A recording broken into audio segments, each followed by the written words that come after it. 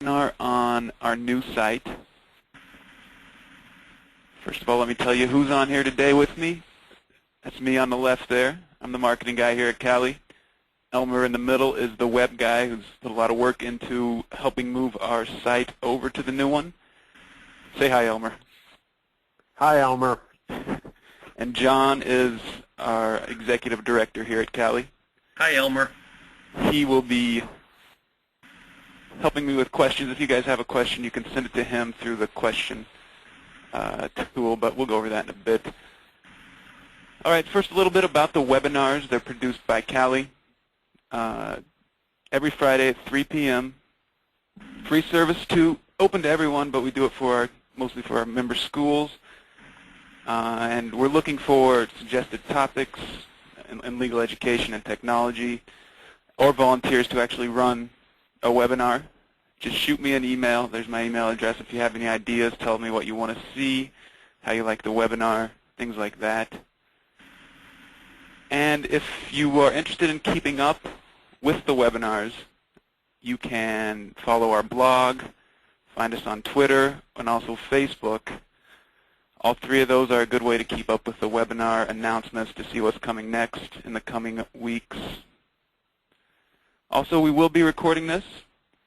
calivideos.blip.tv. All of our archives are up there, and this one will be up there as well. Next week, we have Jonathan Izor, I never know how to pronounce it, Toro Law Center, and he's going to give us his perspective on Twitter, so that should be pretty interesting, so make sure you sign up for that. Now, again, I want your feedback during the webinar. If you have any questions, you can send it through the question toolbar, or you can raise your hand. So let's just do a little test here. Let's see who's paying attention. And John can see this too. Let me know who's raising their hand. How many of you out there are already registered at the CALI website?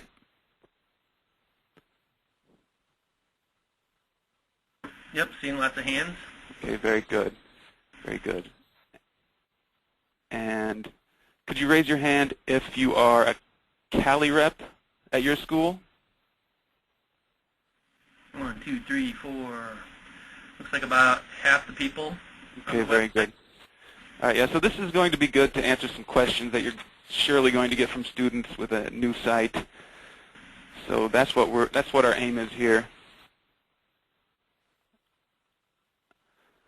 So let's get on to the presentation. Of course, we're still at the same website, www.cali.org, same URL. And let me give you a quick tour of what it looks like now. Can you guys see John, can you see my screen? Yep, and you're at the CALI website. Okay, good. Not logged in. Very good. So, again, we have the new website. 3 tabs up here. This is the lesson tab. You can click on that, go to by topic, by author, new lessons, and the flyers, if you want to hand those out to your students, are also there. Awards, that's just going to send you to the same old award site. And tools, this is going to show some of CALI's offerings for your school, so this is a nice way to take a look at what we have to offer besides lessons. I highly recommend you go and take a look at the Tools tab. And back to the front page, right in the middle here are the list. Oh, go ahead, John.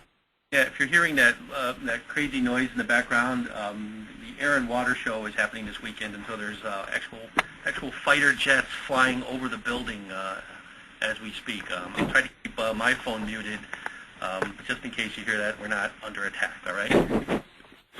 Thank you for that, John. Sure.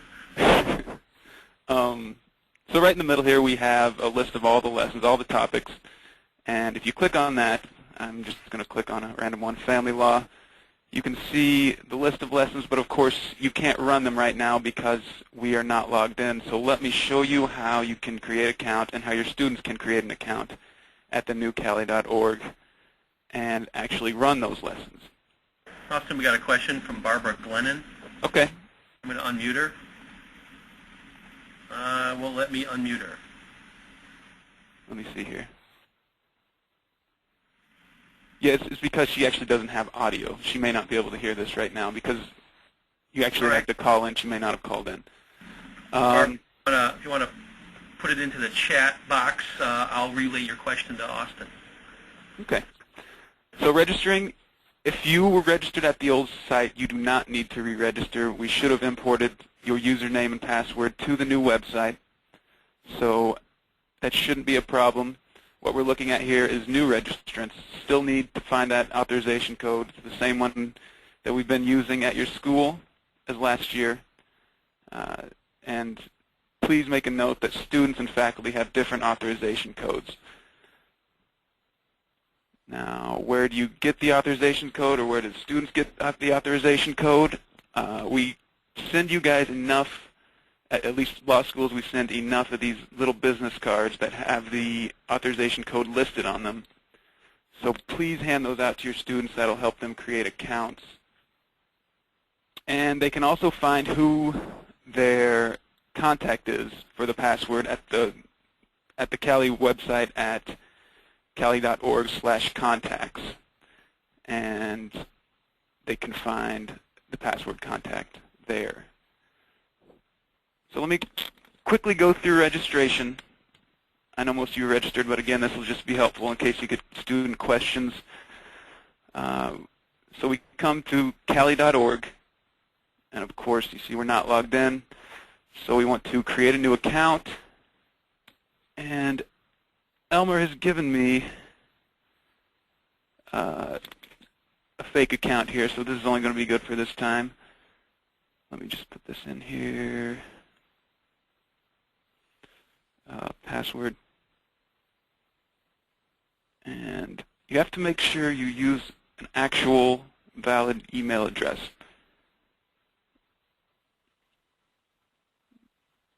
Now here's where the authorization code is put in.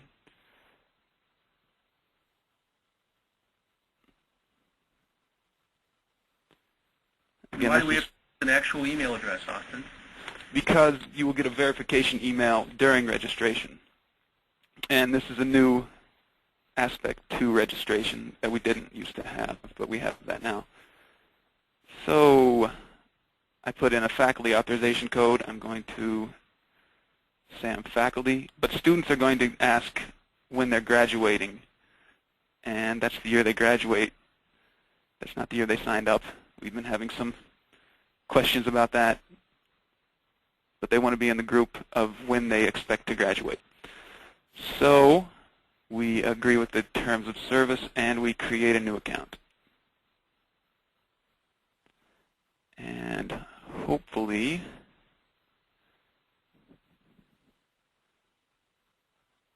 it will show up in my... Got a question from Christopher No. I'm going to unmute him. Okay. While you're doing this? Sure. Christopher? Yeah, hi. I was just wondering when we might expect to receive those handy little business card side things with the authorization codes on them. Those should have been in by now. Do you know who usually receives the DVDs at your school? That would be me. Okay, yeah, they should have been sent to you. And I did get the DVDs. Okay, you got the DVDs, but not the authorization code cards. Two separate shipments, so... Yeah, they are. So I'll check with the printer, though. I'll follow up. They should have been there by now. What's your school again? University of Mississippi. Okay. I will get back to you over email. Thanks. Okay, thank you. So again, coming through, the validation will come in through your email address that you enter, so that's why it has to be valid, of course. You click the link in the email, and it asks you to reset the password to a unique password. You click Login, and I'll just make up a password here. And we'll push Save. And that should have created your account. So that was pretty easy. And I'm now logged in, and I have, since I used the faculty authorization code, I have faculty privileges. Again, you want to make sure your students have that student authorization code. So let's go back to the PowerPoint after we've registered. Let me go over running a lesson and score save, and where that score is saved, and how you can go back and see what your score was of lessons you've run. Again, we'll go back to the front of the website. I'm just going to, again, choose a random topic, evidence, and click the lesson. And you should see a play button once you're logged in. Don't pick that lesson, Austin. I'm sorry? Don't choose that lesson. It's got like about 10 gigabytes of video in it. Oh, okay. To actually load for purposes of this demonstration. Right, okay. I'll choose another one then. Again, it's just you find what you want, and you can find that several ways. The easiest way is just to browse to it by subject. Run the lesson. The lesson will load. Of course, for those of you who have never run a CALI lesson, this is what it looks like. And you work through by using this toolbar here. There's usually a set of hypothetical and then some questions. And when you answer the question, you get feedback as to whether it's right or wrong. And I got it right because I knew that answer. I didn't know that one. So let's say you finish the lesson, or you don't finish the lesson, but you want to save your score. Push the score button right there. You can put your name in if you want. And all you have to do is click upload. You got to make sure that the students know they have to click upload in order to save their score. That's this button right here in the left. And your score is saved under your account, and it shows what you got right, what you got wrong, how many questions you answered. And the way you retrieve that is going, once you're logged in, on the right side here, there should be a My Lesson Runs link. Just click that, and it has the lessons that have been run under this account. And by clicking the score percentage, you can see those details again. So got a question from John Schaefer. I'm going to unmute him. Sure. Go ahead, John. Yeah, I was just wondering, will our students or other registrants be getting any mailings from you to the email that they register after the registration is complete? To confirm the registration? After the registration is confirmed, will you be sending any mailings to them at that account? We don't send out emails unless they've signed up for it. Okay. So there won't be any unsolicited mailings? No, definitely not. There won't be any. We don't sell to third parties or anything like that. Okay, but if they do sign up for things, they should make sure that it's an email account that they check regularly. Yeah, absolutely. Okay, right. Okay, right. Thank you. Besides, of course, the usual, you know, if there's something changing in their account. Right.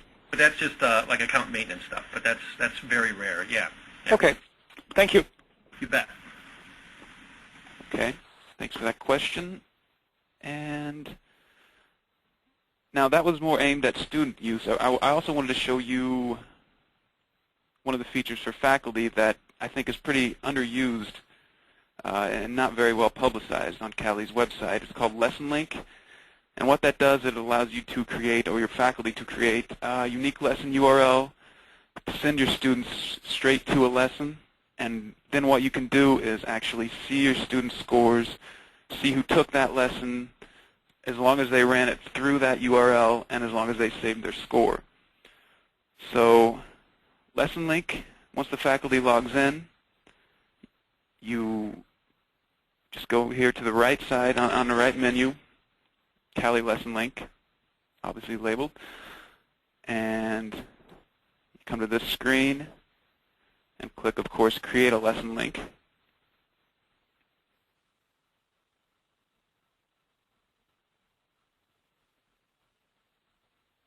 It should load. Okay, course name.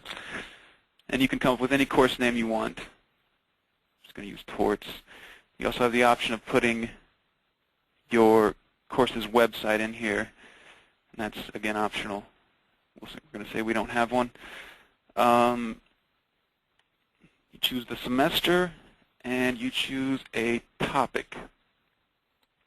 From there, you click the lesson that you want. So I want my students to run the negligence lesson. So you just click that and scroll down to the bottom, create lesson links. And as soon as you do that, you will get this URL, which you can copy and paste, and you can send in an email. So again, it's a real nice feature for tracking who's taken what and what they've scored for a lesson. And as you see, that URL takes me straight to the lesson that I chose. I can run it. So once your students see that URL, they follow it, they see the lesson, they run the lesson again, save the score, and it shows up in their account. But now, as a faculty member, or as a professor, I can go in, once again, to CALI lesson link, after my students were supposed to run the lesson, click My Lesson Links, and that's going to show up right in your account there. So you can see someone, that was me, of course, but theoretically that's a student who ran this negligence lesson. Click Details, and it has a nice list of who ran that lesson, and there would be more students there, of course. Who ran that lesson, when they ran it, what score they received. So again, that's Lesson Link. Pretty nice feature of the new website. You can just find that at cali.org/lessonlink. And Austin, it's Elmer. One thing is if you actually click on that score percentage, you can actually see the results, that same page that the student would see. You actually see the score. So that you can actually look at multiple look and see what the students did and that sort of stuff. So you can do stuff like track and see if they all got the same question wrong. That might be something that needs to be covered more in depth, say, for example. Yeah. Got a question from Laureen Adams. I'm going to unmute you, Laureen. You should be unmuted now, Laureen. Okay. You're live. Okay. I am teaching a legal research and writing class, and I have asked the school to get a CALI account. I have a little CALI account through my law library, but it only has 4 users on it. So I was planning to use the CD-ROM format to get it to the students. And is that going to be practical? And any tips on how to make that work? Well, what school are you with? Allegheny College of Maryland. Okay. I'm an adjunct professor, so I'm a law librarian full-time, but I'm teaching classes on the side. Is Allegheny a CALI member? No, it's not. I've asked them to consider it, but I haven't heard anything back. Oh, good. Well, your students aren't allowed access unless the school is a member of CALI. It is very inexpensive for non-law schools to be members. It's only $250 right. a year. Right. I don't have the authority to make that decision. No, I see. So if the school becomes a member, probably the best way is just have the students, then you can give them the authorization code, and they can create an account and run the lessons from the website. Well, I went to the American Association of Law Libraries annual conference, and I got some CD-ROMs at the CALI booth, and I was thinking about mailing those to the students because, I'm having a big problem with them not having access to the print research materials as they need. And Maureen, why don't you call me offline, and I'll talk to you about how we could set like a sample or like a preview sort of thing. All right. Okay, that sounds good. All right. My phone number is right on the front of the website at the very bottom at the Chicago office. Okay. I think it is, right, Elmer? Should be under contact. Oh, there it is. This is John's number. Yeah. Okay. It's 312-906-5307. Okay, thank you. You bet. Okay. All right. Do we have some other questions? I don't see anybody else with a question. Anybody else got any questions?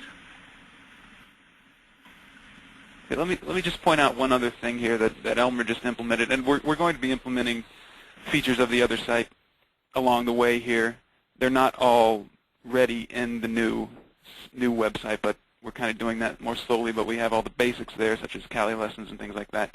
But Elmer just today added a pretty popular feature that is the search of law schools. It's just a Google search that I assume it combs all law school websites. Is that correct, Elmer? Yeah, it basically, right, it's a Google custom search engine that is using all law school URLs that I think I got the list from the AALS website, since that seemed to be the best list, and then we've kept it up to date where people tell me that they can't find their school or that sort of thing, so, or their URLs changed. So yeah, it searches like 200 and some law schools. Yep. So that's a nice feature. That's just under your account, under search, and you can actually access it without logging in too. But if you click the search button and click law schools, you can do that and search all of their websites. I got a question. Elmer, is there a place we can see the list of law schools that are included in that search? There is not. Because that's one of the things that Google hides. I'll request that as a feature sometime in the future, that page show the list of all the URLs that are searched. Yeah. All right. All right. Elmer, any other features you want to go over? No, I think you hit all the high spots for right now. All right, great. Okay, so I think that's pretty much it. If everyone's questions are answered, I encourage you to send any of us an email or give us a call if you have any questions. Got a hand raised.